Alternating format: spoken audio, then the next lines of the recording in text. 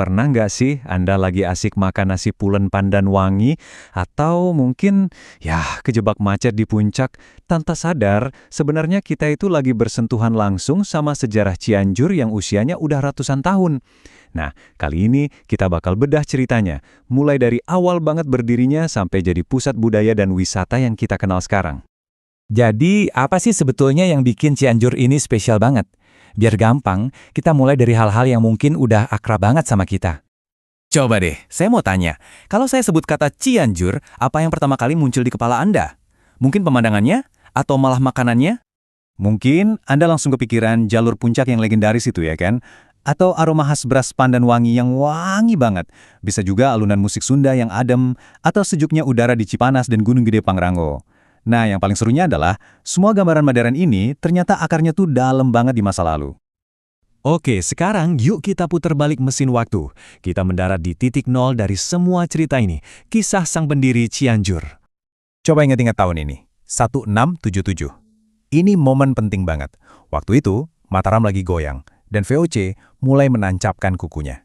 Nah, di tengah situasi itu, cikal bakal Cianjur secara resmi dimulai. Tahun inilah yang jadi tonggak sejarahnya. Dan di balik tahun penting itu, ada satu nama yang jadi kuncinya, Dalem Cikundul.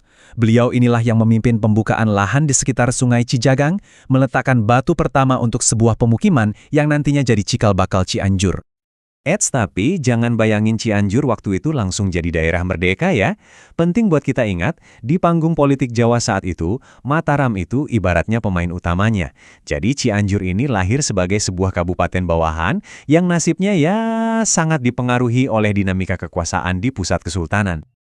Tapi, sebuah daerah itu kan bukan cuma soal batas wilayah.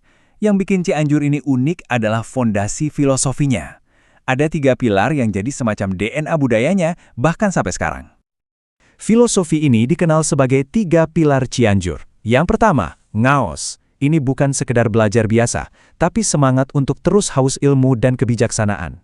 Kedua, makmore. Ini soal etos kerja, semangat untuk mengolah tanah dan potensi alam dengan tekun. Nah, ujung dari keduanya adalah yang ketiga, makmur.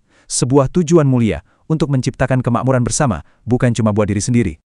Dari prinsip ini, kita jadi bisa lihat benang merahnya. Semangat ngaos, misalnya, menumbuhkan tradisi keagamaan yang kuat, makanya nggak heran kan kalau banyak banget pesantren di Cianjur. Sementara itu, etos mamore menjadikan tanah Cianjur begitu subur dan terkenal sama hasil pertaniannya. Keren kan? Nah, cerita nggak berhenti di situ. Sejarah Cianjur kemudian masuk ke babak baru yang cukup dramatis. Ada kekuatan dari luar yang datang dan membawa perubahan besar yang jejaknya masih bisa kita lihat sampai detik ini. Kita masuk ke era kolonial Belanda. Perubahannya dimulai dari hal yang paling dasar, infrastruktur. Belanda membangun jalan raya strategis yang membelah Cianjur, menyambungkan Bogor dan Bandung. Nggak lama setelah itu, pemandangannya pun ikut berubah. Muncul perkebunan teh dan kopi raksasa. Puncaknya, udara sejuk Cipanas ternyata bikin para petinggi kolonial kepincut. Sampai akhirnya, daerah itu dijadikan tempat peristirahatan resmi gubernur jenderal. Ditandai dengan berdirinya Istana Cipanas yang megah di tahun 1864. Jadi, setelah melewati era kesultanan, lalu era kolonial, gimana sih semua kepingan puzzle sejarah ini akhirnya membentuk Cianjur yang kita kenal dan mungkin kita kunjungi sekarang? Ternyata semuanya nyambung banget. Fondasi yang diletakkan oleh Dalem Cikundul di tahun 1677 itu terus hidup.